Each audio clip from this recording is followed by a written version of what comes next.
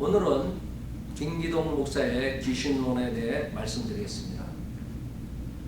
우리가 한국에 있었을 때, 특히 어렸을 때 그 동네에서 무당들이 굿노릇하는 것을 보았습니다.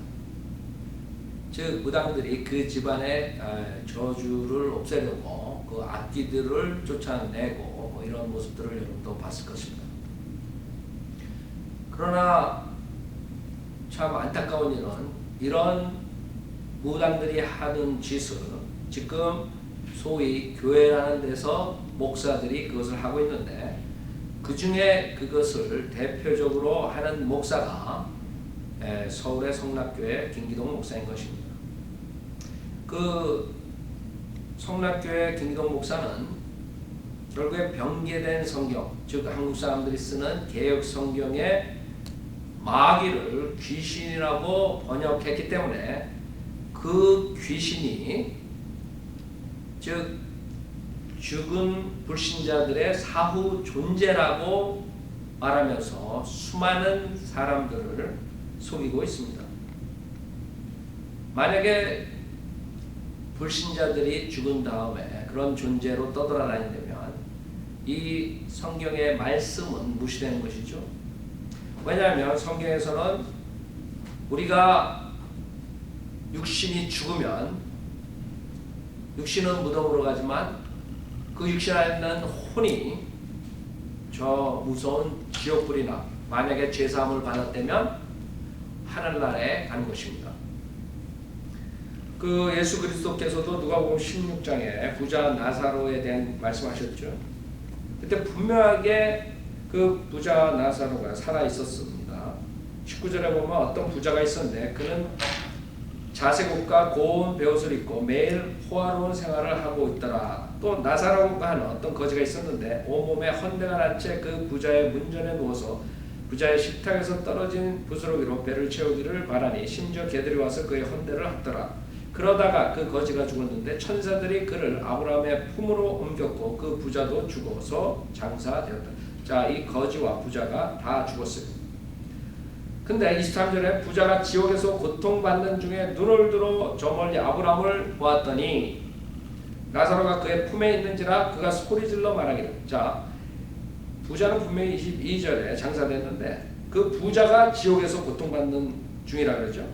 무엇을 말하는 것입니까? 이 부자의 불면하는 혼을 말하는 것입니다. 왜 부자가 지옥에 가 있습니까?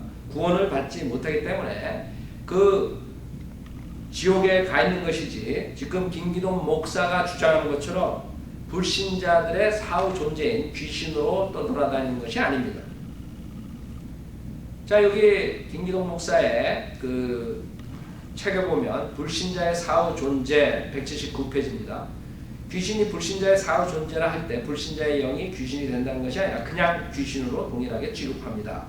그가 죽는 순간까지는 회개할 수 있는 기회가 있기에 귀신이 아니라 회개하지 않고 죽으면 살았을 때는 귀신 노릇한 것이고 죽었을 때는 귀신인 것입니다. 세상에 이런 성경 구절이 어디 있습니까? 이 김기동 목사 만들어낸 것입니다. 분명히 성경에서는 죽어서 장사된 다음에 한 사람은 낙원에 가고 한 사람은 지옥에 간다 그랬죠. 근데 지금 김기동 목사는 분명하게 성경과 반대라는 얘기를 하고 있습니다. 그 다음에 귀신은 천사가 아니라 저주받은 영입니다. 천사가 눈이 멀고 벙어리가 될 수 있습니까? 주님은 벙어리 된 귀신아, 눈먼 귀신아 하고 저주하셨습니다. 자, 개역성경, 변경된 성경은 귀신으로 번역했다 그랬죠. 성경은 킹제임 바른 성경에서는 마귀라는 단어가 35회, 즉 사탄을 지칭하는 데블 해가지고 대문자 D를 쓰죠. 그 다음에 마귀들 소문자로 데블스라고 쓰는 것이 83회에 나와 있는 것입니다. 그러나 이 개역성경 변경된 성경들에서는 귀신이라고 번역됐기 때문에 지금 김기동 목사는 눈먼 귀신아 하고 저주했다고 말하는 것이죠. 그 다음에 수십만 명을 상대로 귀신을 쫓는 가운데 예수 믿고 죽었다는 사람의 이름을 대는 귀신은 단 한 건도 없었습니다. 자기가 귀신을 쫓는데 그 귀신이 단 한 번도 나는 예수 믿고 죽었다 그런 사람이라고 말한 적이 없다 이거죠.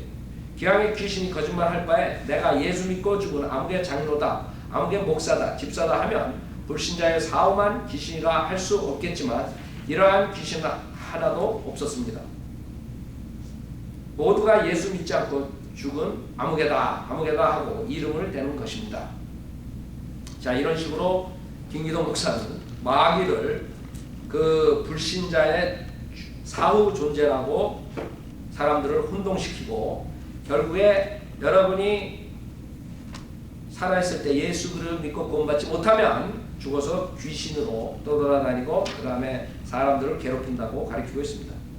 또 이 김기동 목사의 마귀론의 하에서는 페이지 10페이지에 지금까지 저는 약 40만 명으로부터 귀신을 쫓았습니다. 그 중에는 완전히 꼬부라진 다리를 가진 안질뱅이였다가 고침을 받아 일어나 59명도 들어 있습니다. 즉 김기동 목사는 모든 병 고치는 것이 병든 이유가 그 결국엔 귀신이 좋기 때문에 그 귀신을 쫓아내면 병이 난다고 그런 식으로 사람들을 속이고 있습니다. 그래서 여러분이 벙어리가 되면 벙어리 귀신, 그 다음에 귀머거리가 되면 귀머거리 귀신, 뭐 이런 눈머거리 귀신, 무슨 암 귀신, 무슨 뭐 하다못해 무좀이 걸리면 그것도 귀신의 짓이라고 그런 어처구니 없는 얘기를 하는데도 불구하고 수많은 사람들은 그것을 따라가고 있습니다. 자, 12페이지에 보면 어떤 사람들은 귀신과 불신자의 사후 존재를 동일하게 취급한다 하여 베레아를 이단으로 정죄합니다. 그러나 성경이 말하는 이단자는 자기를 가리켜 그리스도라 하는 자이며 저 그리스도는 육체로 오신 그리스도가 우리의 구주이심을 부인하는 자이다. 이단자는 성경의 교리를 왜곡되게 가리키는 것을 이단자라고 그러는 겁니다. 이게 이단이라는 정의도 모르는 거죠. 지금 김기동 목사는 저는 예수님이 하나님의 아들이시라고 믿고 예수 내 구주라고 고백하며 예수의 피를 증거합니다. 또 신앙은 조물주 하나님에 관한 것이고 지식은 그 피조물에 관한 것이라고 볼 때 귀신과 불신자의 사후 존재를 동일하게 취급하며 귀신을 쫓는 것만으로 누가 누구를 이단자라고 정죄할 수 있습니까? 세상에 지금 자기를 이단이라고 정죄한다고 그것을 변명하는 거죠. 실질적으로 성경 교리와 잘못된 것을 가리키면 이단자가 되는 것이죠. 지금 김기동 목사는 불신자의 사후가 귀신이다.